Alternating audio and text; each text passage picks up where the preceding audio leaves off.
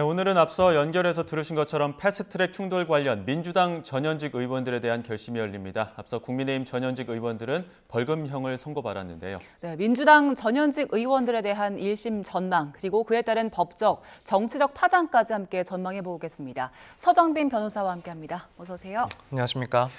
자, 앞서 국민의힘 전현직 의원들에 대한 선고는 있었고 이제 오늘은 민주당 전현직 의원들에 대한 결심 공판입니다. 사건 발생 6년 7개월 만이고 기소된 지 5년 10개월 만인데 왜 이렇게 오래 걸린 겁니까?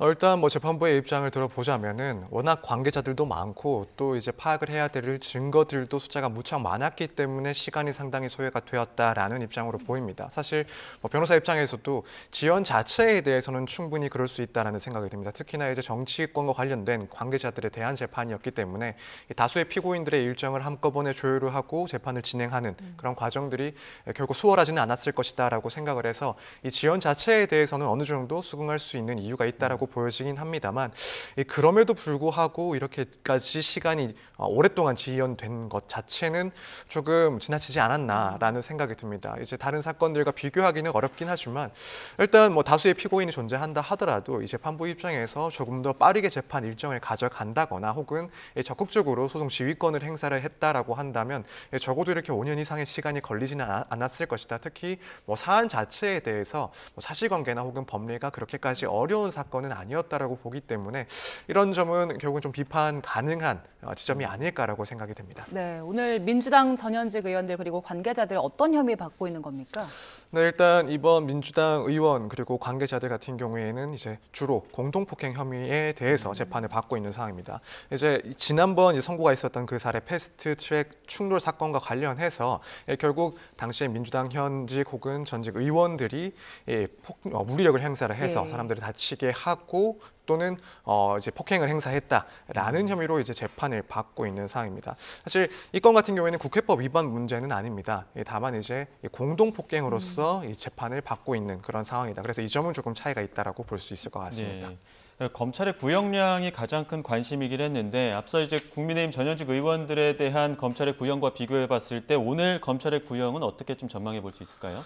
사실 개인적으로는 이전에 이제 나경원 의원 등에 대한 선고가 없었다라고 한다면 사실 전망하는 것이 상당히 쉬웠을 거라고 생각을 합니다. 그래서 일단 정식 재판으로 흘러간 이상 구형 자체는 당연히 징역형을 구형을 할 것이다라고 볼 수 있었을 텐데 앞서 이제 이 패스트트랙 충돌 건과 관련해서 벌금형이 선고가 됐고 또 여기에 대해서 검찰이 항소를 포기했기 때문에 그렇다면은 그 영향이 오늘 재판의 그 구형에도 상당히 줄 것이다, 영향이 있을 것이다라고 보고 있습니다. 그래서 형식적으로만 형평성을 따진다면 이 그전에 있었던 그 사건에서 구형을 했던 것처럼 징역형 구형하는 것도 충분히 가능하다라고는 보지만 실질적인 형평성을 따진다라고 한다면 특히나 검찰에서는 이번 재판은 이전 선고에 있어서 벌금형을 수용을 하겠다라는 입장까지도 냈기 때문에 그러면은 조금 더 실질적인 균형을 맞추기 위해서 이 벌금형 구형을 하는 것이 충분히 가능하지 않나라고 생각이 드는 그런 상황입니다. 그러면 이따가 검찰에서 어떤 구형을 할지 좀 지켜봐야 될 것 같고 검찰에서 어제 국민의힘 의원들 1심 항소 포기 결정 내렸잖아요. 그 배경은 어디에 있습니까?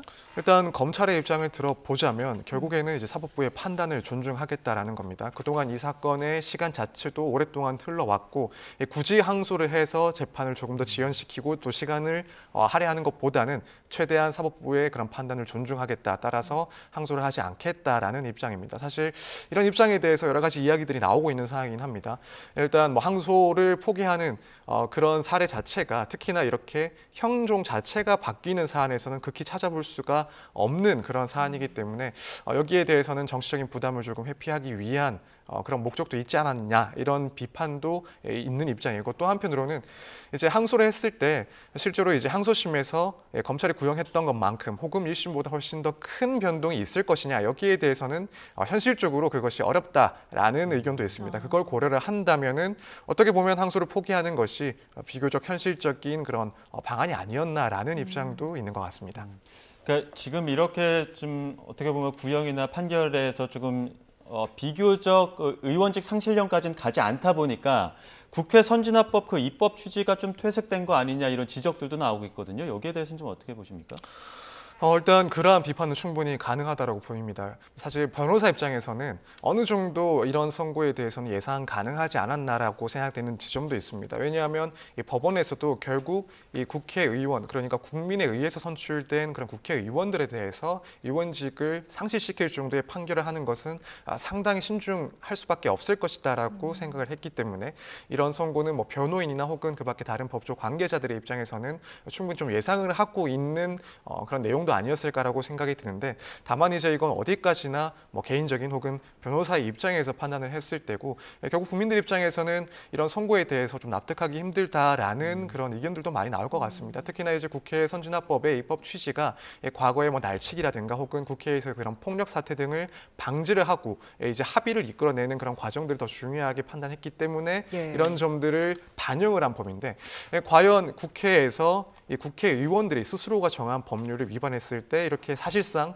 면죄부를 주는 판결들이 이어진다라고 한다면 이 그런 국회 선진화법의 취지가 과연 사실상 소멸되는 것은 아닌가, 혹은 예. 이 관련 법률에 대해서는 실효성이 존재하는 것인가라는 강한 의문이 제기될 수 있다고 봅니다. 그래서 국민들의 관점에서 봤을 때는 이 실효성에 대한 의문이 상당히 좀 제기될 수 있다 이렇게 보고 있습니다. 네, 그동안 재판 과정에서 검찰이 항소 제기를 하는 게 어느 정도 좀 당연한 절차로 여겨지는 측면이 있었는데, 최근에 뭐 어제 패스트트랙 사건 항소 포기도 그렇고 대장동 사건 항소 포기도 있었잖아요. 그래서 이런 검찰의 관행이 좀 달라지는 게 아니냐, 이런 분석도 나오는 것 같은데 어떻습니까? 네, 그렇습니다. 이제 원래 검찰의 관행 그리고 뭐 예규 등을 보면은 이제 만약에 이제 무죄 선고가 나왔을 때 그때는 당연히 항소를 하고, 또 구형에 비해서 절반 이하의 그런 선고가 나왔을 때 마찬가지로 항소를 하게 됩니다. 또 그것 말고도 형이 바뀌는 경우, 낮게 변경되는 경우, 이번 사안처럼 징역형을 구형을 했는데 벌금형이 선고되는 경우, 이때는 당연히 항소를 하는 그런 모습들이 이어져 왔습니다. 예. 그런데 뭐 현재 뭐 대장동 재판이라든가 이번 패스트트랙 건과 관련해서 항소를 상당히 자제하는 모습을 보여왔기 때문에 앞으로도 이제 이런 것들은 조금 더 잦아질 수 있다라는 생각이 들고, 당연히 지금 민주당 의원들에 대한 이 재판 결과를 보고서도 마찬가지로 이제 항소 포기 가능성이 충분히 높아진 상황이다라고 보여집니다. 다만 이제 조금 우려를 하고 있는 점은 과연 이 점이 일반적인 형사 재판에 있어서도 충분히 적용이 될 것인지, 예. 혹은 이런 정치적으로 민감한 사안에만 국한돼서 적용되는 것은 아닌지, 이 부분이 상당히 좀 우려되는 바가 있고, 또 한편으로는 이제 기계적인 항소는 어떤 기준에서 판단을 할 것인지, 또 실질적으로 항소가 필요한 사건에 대한 기준은 어떻게 될 것인지, 여기에 대해서 좀 더 명확한 그런 기준점이 마련되어야 국민의 입장에서도 어느 정도 예측 가능한 사항들이 발생하지 않을까 이렇게 생각이 됩니다. 네, 패스트트랙 충돌 관련해서 오늘 결심 공판 이야기를 해봤고요. 잠시 후에 또 최상병 특검 결과도 서정빈 변호사 다시 한번 모시고 이야기 나눠보도록 하겠습니다. 여기까지 이야기 나누겠습니다. 감사합니다. 고맙습니다. 감사합니다.